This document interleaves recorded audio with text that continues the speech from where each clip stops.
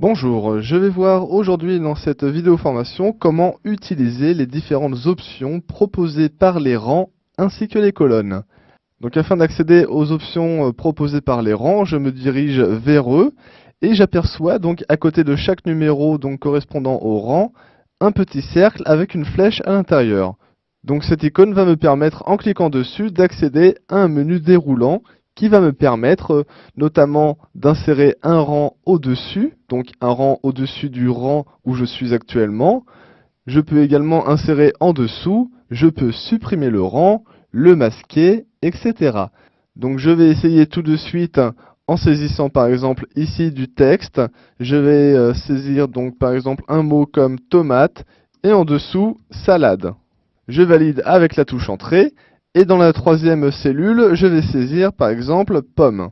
À présent, si je me place sur le rang correspondant à salade, c'est-à-dire le rang numéro 15, et que j'appuie sur le menu déroulant, je vais pouvoir insérer un rang donc au-dessus, et un rang apparaît entre tomate et salade. Donc il est bien placé au-dessus du mot que j'avais choisi. Je constate également que le mot salade est passé du rang 15 au rang 16, donc cela est logique puisqu'un rang a été ajouté par-dessus.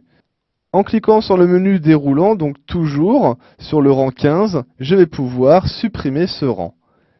Et à présent, donc, le mot salade est revenu comme il était tout à l'heure.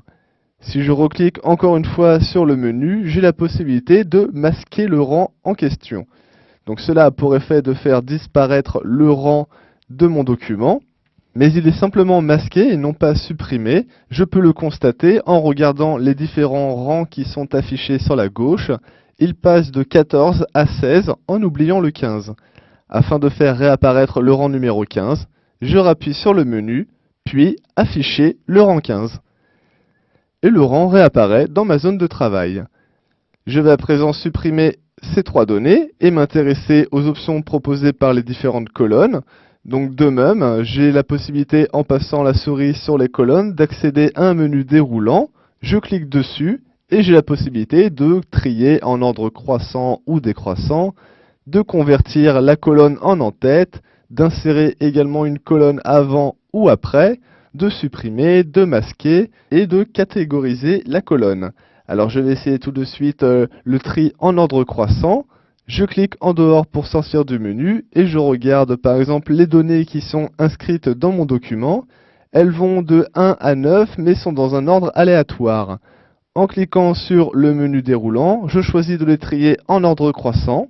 Je clique dessus et mes données apparaissent dans un ordre logique. Je peux faire la même chose pour les trier en ordre décroissant. Et à présent, la liste commence par le 9 et finit par le 1. J'ai toujours les différentes options comme j'ai pu voir pour le rang, donc qui vont me permettre d'insérer une colonne avant ou après donc les données, donc la colonne sélectionnée. J'ai également la possibilité de supprimer la colonne, de masquer la colonne. Et enfin, un outil intéressant va être l'outil catégorisé selon cette colonne. Alors, en cliquant par défaut sur cette option, j'aperçois que des catégories ont bien été créées, mais que pour l'instant, elles ne veulent rien dire de spécial.